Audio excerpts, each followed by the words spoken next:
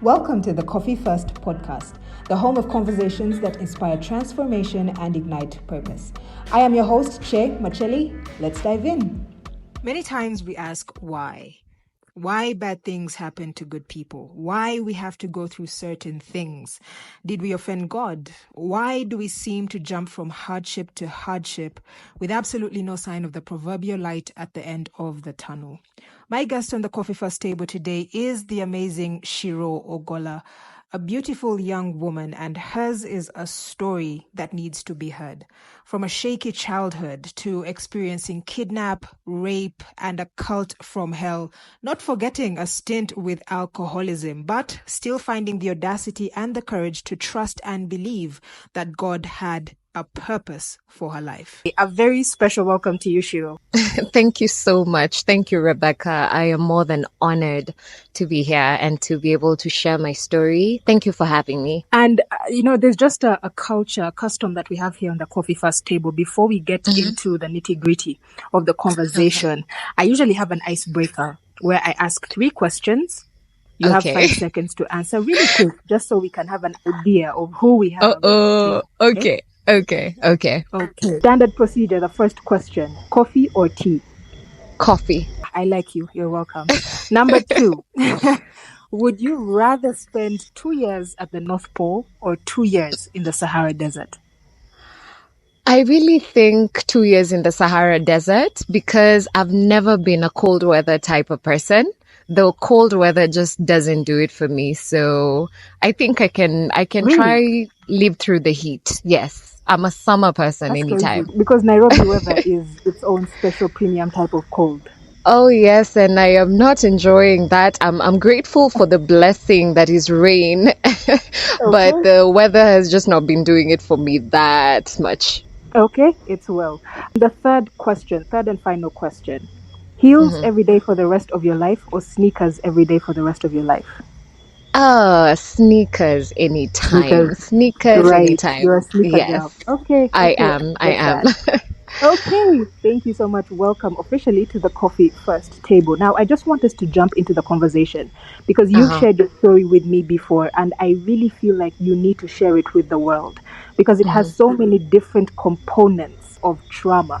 Sometimes we really work, especially when you're dealing with psychosocial support, when people are trying to get to the root of trauma.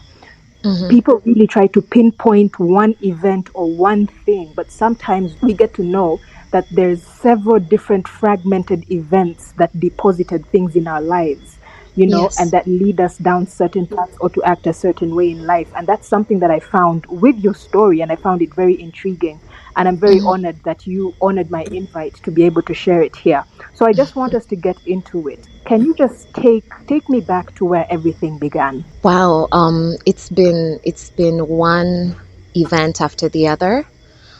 Growing up, I definitely was just a very bubbly, very optimistic, very happy girl. One thing that's always stuck out in me is that my relationship with God on a spiritual level was just something quite special since I was young.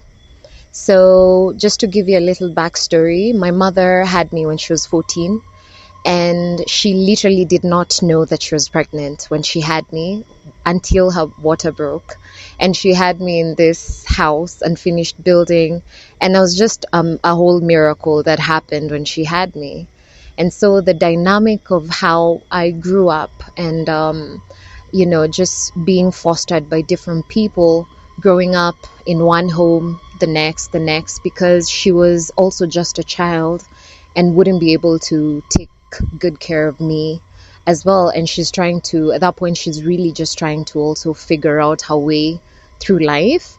And so just having to give me away from time to time, handing me over to different people was the best that she could do for me at the time. And so I got to live with different people. And one thing I know for sure is that people can be great, but people can also be cruel. Probably 98% of my living with different people was very cruel, from physical abuse, emotional abuse, and just constantly being reminded that I do not belong. I'm just an outsider that's just getting help. And so my mindset was always fixed on that I was always the outsider every single place I was in. Fast forward, my mother and I got to live together at some point. We were able to live together. My What father was age in were the you when you were able to get to live with her? When I was about 9 years old, she came and picked me from where I was at the time, and she So had for the just first connected. 9 years of your life, your mother was absent, both It, physically and emotionally. she was in and out, physically Right. in and out, but emotionally completely out. It was just physically that, I'd be with this person and she's coming to visit, coming to see, coming to just know how my well-being is looking like, how am I doing and all that. Probably buy me something, just make sure I'm alive, I'm somewhere. But Yeah. emotionally, I had no connection with her at all. And don't forget, she's also just a teenager herself at the time. Right. Right. And so when I was about 9, at that point, I was living with a family member who's supposed to be an auntie to her. And this woman was probably the most cruel person I knew in my childhood. She shows up, she's now connected to this man who, fast forward, is now my father, my adopted father. Hence, I carry the surname Ogolla. And so, I become his daughter by paper, and I'm excited. I have a father now. I'm now living with my mother. However, my father had a family and had a first wife. And so my mother was pretty much second, as anyone would like to put it. And Yeah. so Understood. we were living separately, and it was just my mom and I on the side, and it has a whole other family on the side. And I think kids, interestingly, Rebecca, children are very smart, because I remember this man would literally come for dinner, and when he's about to leave tells me, I'm going to work. But deep down, I knew this is some nonsense right here. Which work is this? Like, I think I could just sniff out there was Right. something I couldn't place my finger on, until now he came clean at some point and felt the need to just tell me, okay, I have another family, I have other children, you have other brothers and all that. So at this point, I'm about 9 years old, and my mom is now in her 20s, in her very early 20s. And so she was very young, trying to, get into life, and she's trying to understand herself now, I realize, as a young woman. And so she was into a lot of drinking and partying. And initially, I don't think we all realized it was becoming a problem until it really manifested into something really crazy. Dive deep into Are alcohol you are and you able to quantify or give an average of when you talk about drink heavily? Are you able to give like a quantity that she would take in a day? What kind of alcohol was she drinking? yeah, she was actually a Guinness person. That was the one beer I saw her drinking. She was an avid Guinness drinker. And at some point, there'd be like crates of beer, like in her bedroom. And so I Wow. knew she's drinking like every day. And if it's not drinking at home every day, it's more of she's gone out and, goes partying. She's out and about. Sometimes probably will sleep out. I don't see her for a minute. And then when I see her again, she's really blasted. But because she was also going through her motions and just life stresses and trying to understand herself, and she didn't know what was really, really going on underneath, when anything she was stressing about and anything she felt she was dealing with and didn't know how to really deal with, she would just cover up with the drinking. And so I couldn't even have a relationship with her, talk to her. Always feared my mom. My relationship with her never felt like it was a love mother-daughter relationship. It actually felt more soldier, like a soldier or a Yes, cadet, very militant in a way. very militant in a way. And many people tend to think that having a young mom is easy, but it wasn't easy for me because she didn't even really know what to do with me, let alone Right. herself. She's really also still young. You understand? She's still Yes. gravitating and navigating and grappling with getting to know what life is. And for me, like I would go to school or I'm in church or I'm out and about and I'm seeing my friends or my schoolmates with their mothers and I see the way all these other parents behave differently and I'm wondering why mine is different. And one very, very heavy breaking point for me with my mother, and I think it's one of the things that really broke my relationship with her when I was younger, was that she would introduce me to people as her sister instead of her daughter. And Wow. so she would actually tell me, like, to tell people that I'm her sister, and I would see how embarrassed she was of me. And I think it was more of maybe she's looking at me. I'm this very big, chubby. I've always been very big in size, and I was much You're a chubbier when I healthy was baby. younger. Super healthy. And I think it was more of her just looking at me and wondering, how am I going to start explaining to people how I Right. have such, a grown child? And that really, really affected me. It really hit me hard because I doubted myself. I really put myself down. It messed with my self-esteem. I felt unloved. I felt unwanted. I felt rejected. I felt like I was just nothing. I felt like I was nothing. And the thing is, even though you have somebody else, an auntie or somebody who's trying to show you love, it will never feel the same way because that's not the vessel that birthed you. It hits different when it's Exactly. your own parent. A mother's love is different. There's a nurturing aspect that comes from the kind of love and the affirmation that a mother gives their child. Yes, yes, absolutely. And so that really, really hit me hard. And so even as I transitioned into my early teen years, I was just very insecure. As her drinking continued spiraling, there's a time she'd get really, really wasted and we'd have arguments and she would vent out her feelings like in a very raw and open way that I should have never had you. I probably should have just aborted you. Or at the end of the day, you ruined my life, you were this and that. And I think from a mother, those words being spoken over my life, they completely destroyed me. Very piercing. Yes. And I always felt the burden. I felt like I was carrying the burden of I ruined her life.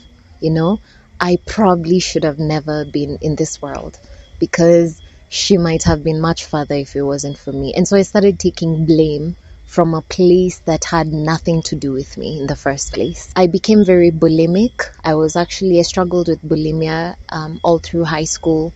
I would just eat and binge eat and force myself to throw up because I didn't like the way I looked. I didn't like anything about me. I felt like I was always the outsider. And even when it came to my adopted father, as much as he tried his best to give me what he could and be there for me in the ways that he could, it still just never felt like I don't know how to explain it, but it just never felt 100% like this was it.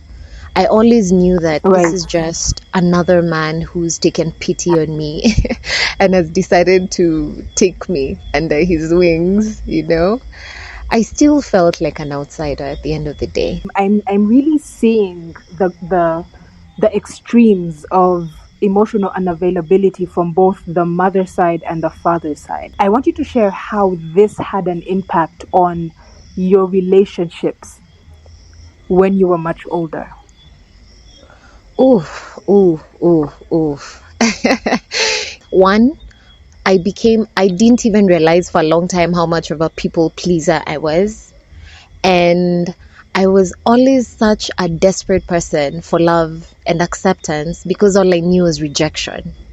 And so I would Right. find myself moving heaven and earth and really stretching myself to a place where I break down completely, that I'm really, really depleted just because I do not want to be rejected. I found myself in spaces with friends, in friendships where, like, literally someone once told me to my face in front of everybody at a hangout that, actually, we don't even like you. We don't even want you in this circle. You're really What? just forcing issues.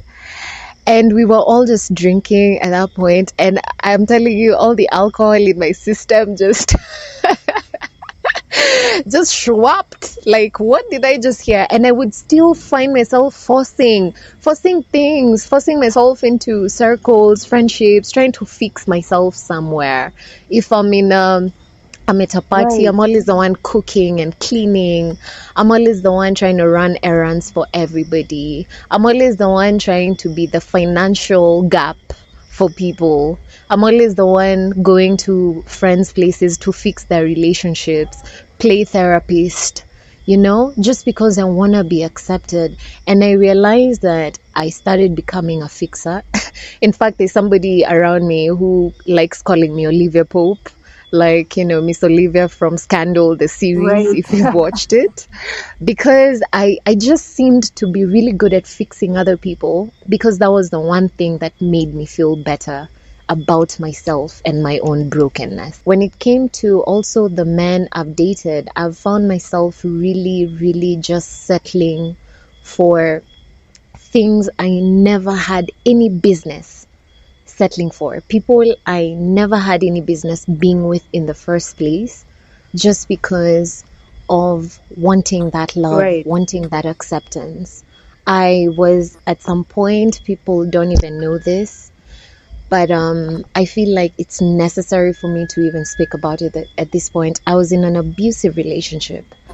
There's a time I would post some of my pictures online, and someone would notice I probably have a bandage on or I'm bruised up, and it's easier to lie and just tell people, oh, I just got high the other day, then I knocked myself over somewhere. But I literally ended up with a person who had no problem stomping me, beating the living energy out of me. And despite the issues we definitely had, it's taken me a while to realize that I saw that with my parents as well. I saw that physical abuse between them. And so when it Wow. happened to me, I normalized it. That I'm thinking, when a guy is stepping on my face and chipping my tooth, maybe it's because I need to be a better woman. I don't know how to be a good woman. But what does that even mean when I never had that modeled for me as a young child? I love the fact that you've actually brought it to this trajectory, because when you shared your story with me, there's a very profound element of your story where you experienced a very premium level of molestation and harassment at the hands of a very abusive individual who clearly was mentally unstable, still is mentally Yes. unstable. And I've heard very many stories of women who have come out to say, that they have a stalker, that they have an individual in their life who really just Mm-hmm. cannot let go of the fact that they're either not together or that the relationship didn't work out. And Yeah. yours really, your experience that you narrated to me really, really stood out for me. I was hoping that you could just share a bit more on that. Yes, this is a part of my life that has left a mark.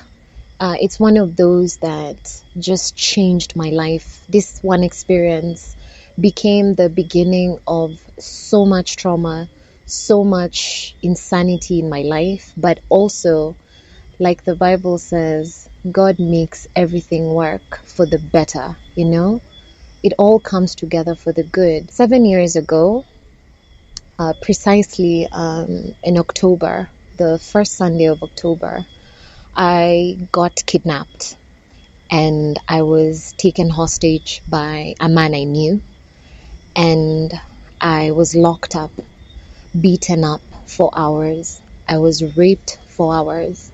This man literally practiced every evil, disgusting thing we could try and put down on paper. any fantasy he probably had about me, he was able to bring it to life. And on this particular day, I thought this man was going to kill me. I was actually very sure that was the day I was leaving planet Earth.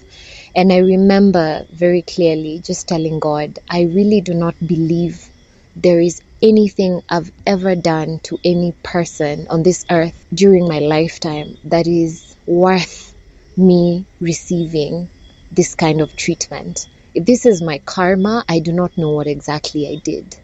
I don't know if I'm paying for a generational sin or something, but if today is the day I actually leave this earth, just make it painless. That's the only thing I ask of you. And I pray that my little brother knows that I love him and I just didn't abandon him. And that was the only prayer I made. And so when this man took me, on this Sunday morning, he was a person I knew very well. He was my rider. He was supposed to pick me up and take me to a music studio By in rider, Karen. you mean like a cab driver or like He was border rider? a border rider.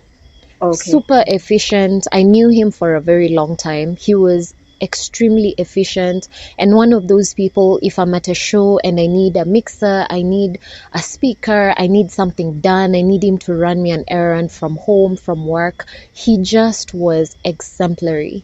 I never in my lifetime would have thought I would see that side of him. But Right. I guess it's true when we're actually told as women, we also need to be very careful when it comes to our communication, because it seems that I probably might have misled him to think that there was any possibility of him getting involved with me sexually or romantically. I did not have any idea, Rebecca, that this man was actually falling in love with me, having feelings for me, or whatever it was that he felt towards me. Whether it was lust, love, I have no idea. I just knew that he was somebody I could rely on. And so on this day when he picks me, instead of taking me in the direction that he was supposed to, he diverted and ended up taking me somewhere else. We reached, I'm in a hurry, and I'm just like, casually, like, yo, where exactly are we going? And he's like, okay, I'm just picking something. It's not going to take long. So just be patient. And so we get there. And the next thing I know is this man gets off the bike and he chucks a knife and tells me to get off the bike. I thought it was a joke initially until he beat me up and held me by my throat and walked me into the gate and into this particular building. He locked the door and locked me in there and started beating me up. And one thing led to the other, stripped me and had his way with me. And over time, I realized that he had a few psychotic, phases for the time that I was there, because he would be done with me and the next thing he just lights a blunt and he's smoking his weed. And just a side note, that is exactly why I've never really been much of a smoker, but Right. I really do not like weed. It's actually a huge trigger for me, and because of that particular incident, it just brings back the memory and just seeing the man and that traumatic experience. And so while he's smoking his weed, this man literally starts crying. And while he's crying, he starts telling me about how his life is worthless and he feels like he's nothing. I never pay attention or notice him because I asked him, why are you doing this to me? And he was like, you never pay attention to me. All you do is just go to those music events and focus on those men and do A, B, and C, E, F, G, H, but you never pay attention to me. I'm always there for you. And I was like, dude, but you're just my rider. But at the same time, because all I'm thinking about is fighting for my life and my freedom in that moment, I Right. really truly believe, looking back, it was the Holy Spirit guiding me and giving me wisdom on how to navigate. Because I remember a gentle voice just whispering to me, Shyro, show him empathy. That's the only thing he needs right now. Not you acting up, not crying, not being scared, not insulting him, nothing. Just give him the empathy that he needs. And so I would start talking to him and encouraging him while I'm literally seated to him naked and he has a knife beside him. And I'm telling this man, you're worth everything. You have a future. Hang in there. Whatever it is, you're going to overcome it. And I'm trying to preach and talk to this guy out of whatever feelings or whatever demons he's battling in that moment, while at the back of my mind praying to God. And I'm just telling God, please, if you give me another chance to live, to just get out of this, I really, really am going to sort you out. I'm going to look for you. I'm going to live for you. And I'm going to do everything in my power to just make sure that you manifest through my life, that people look at me and they just see you. And that was my promise to God at that particular moment. He ended up just receiving a call because he'd taken my phone. He had my belongings. And so this man took my phone and just, my phone was ringing. The people I was supposed to meet at the studio were calling. And so he told me, don't say anything stupid, because if you do, I'm going to kill you and I'm going to kill your brother. And so I was trying to be smart in terms of how I was handling the situation. He answered the phone, he was holding it, and I just told the producer at that time, I'm late, but I'm gonna be there very soon. Give me about 20 minutes. And I told him 20 minutes so that in case I'm not there in 20 minutes, that means he'll figure out something might be wrong. That something is up, yeah.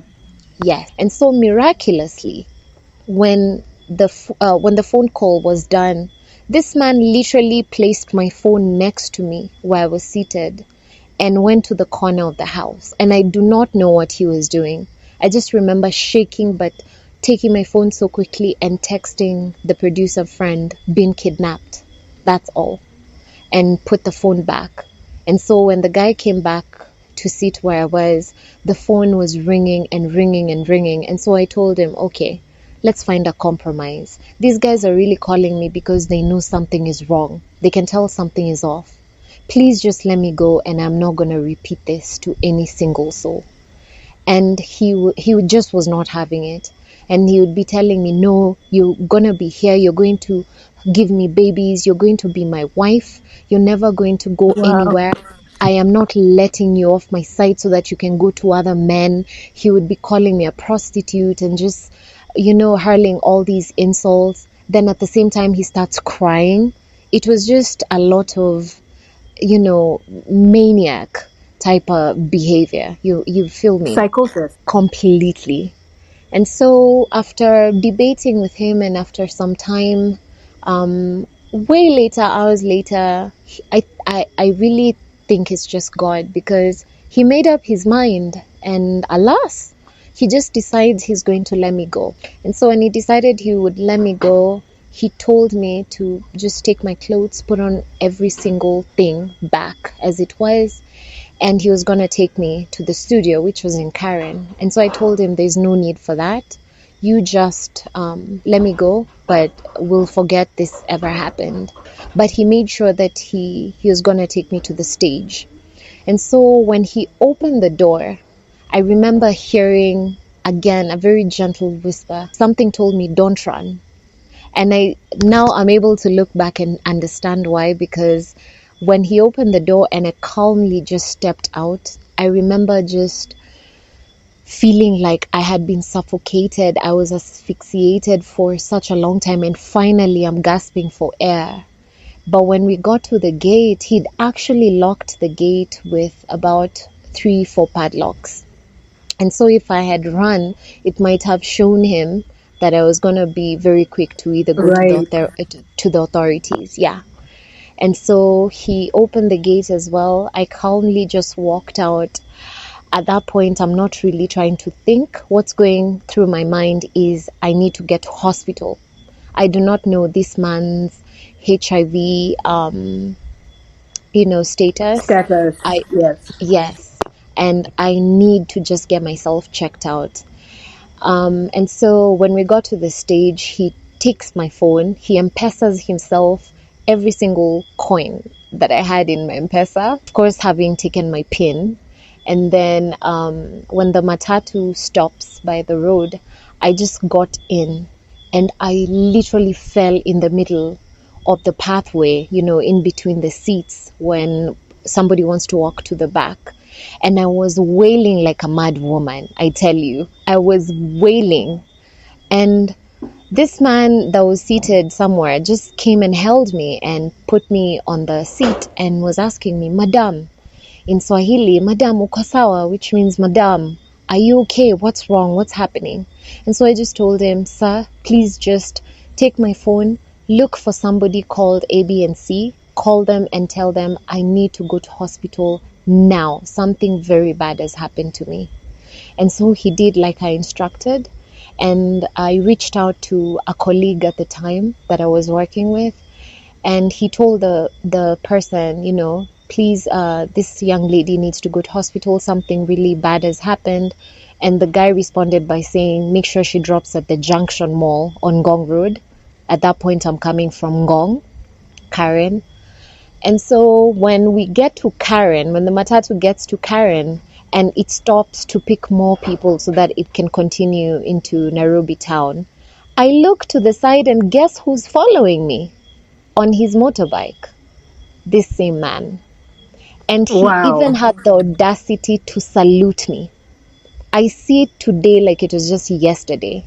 That picture is so clear on my mind. And because he had a silver tooth, like on the side, I just remember looking at him. This man looks like he has no remorse. And it just gives me goosebumps until today because it was just a very demonic feel. I tell you, it was a very demonic feel. And in that moment, I knew I'm not just dealing with a rapist.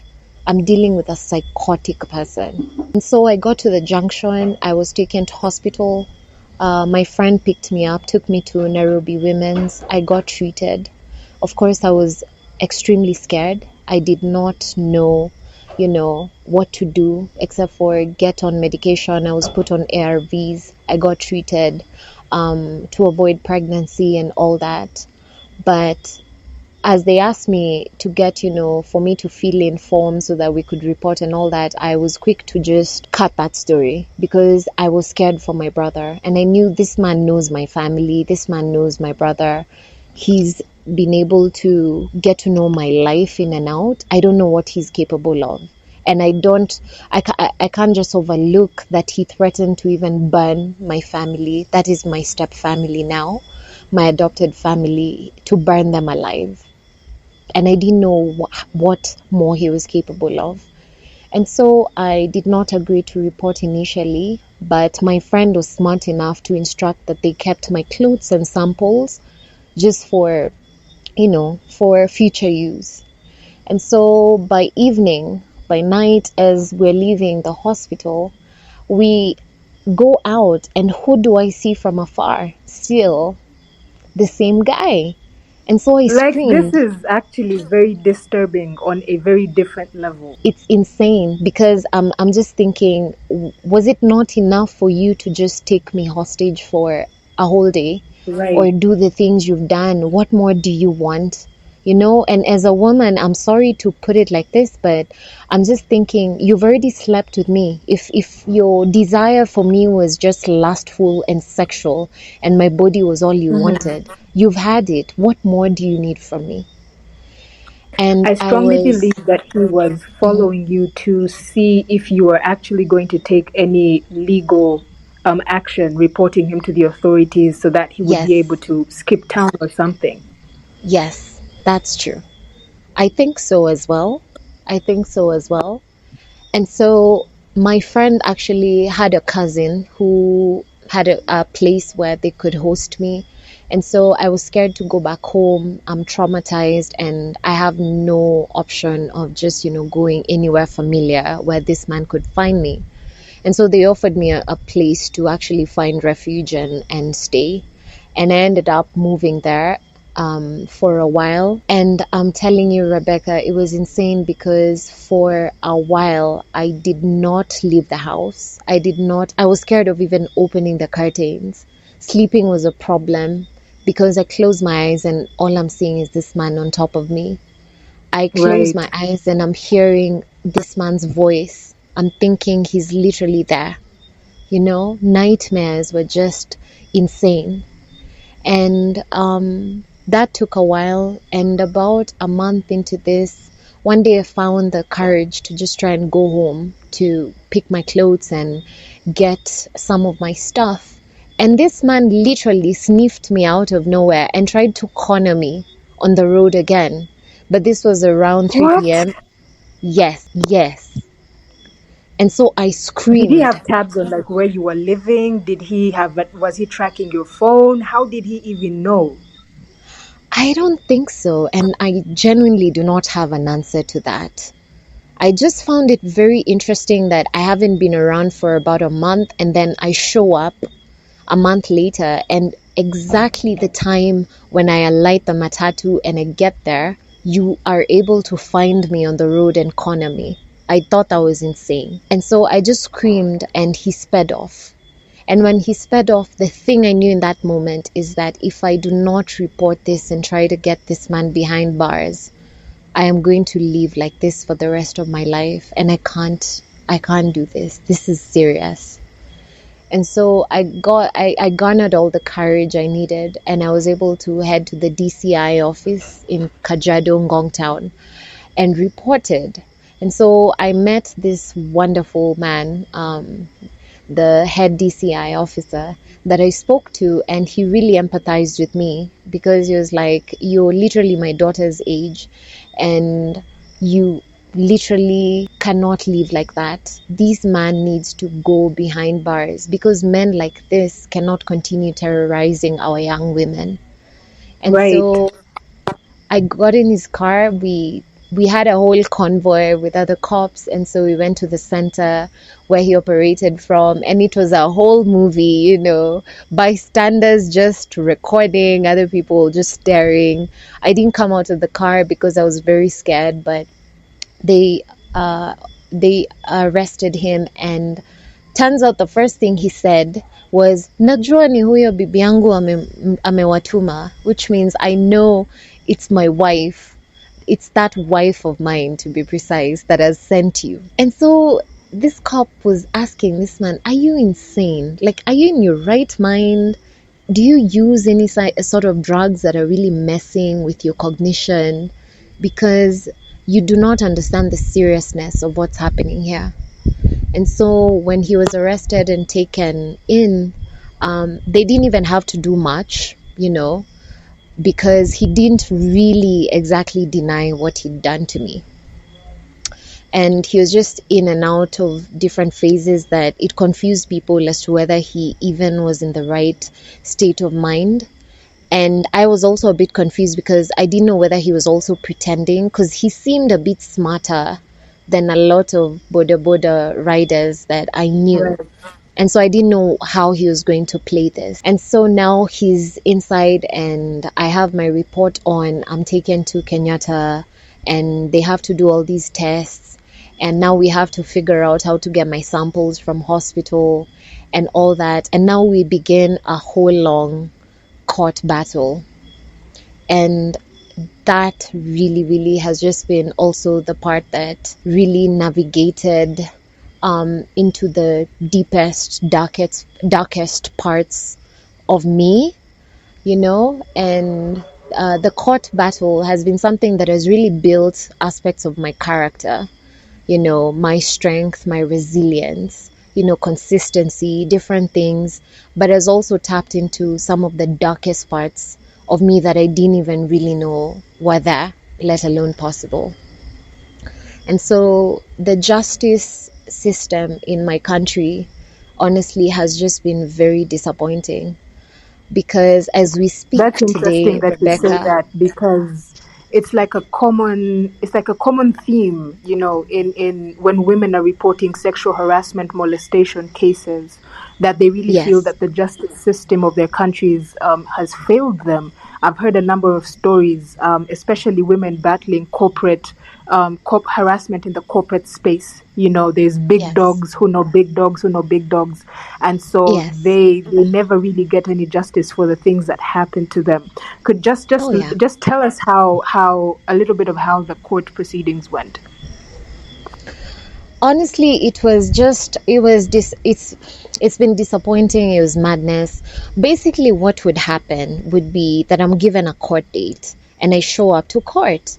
And initially, this man was had been in remand, and so he's brought together with all the other offenders or inmates that are going through their own proceedings, and I spend a whole day there. Then nothing happens and I'm told to come back again. And so let's say it's today, let's give it a date, January 20th. You spend a whole day and then you're given another court date and told, okay, come back again on April 6th.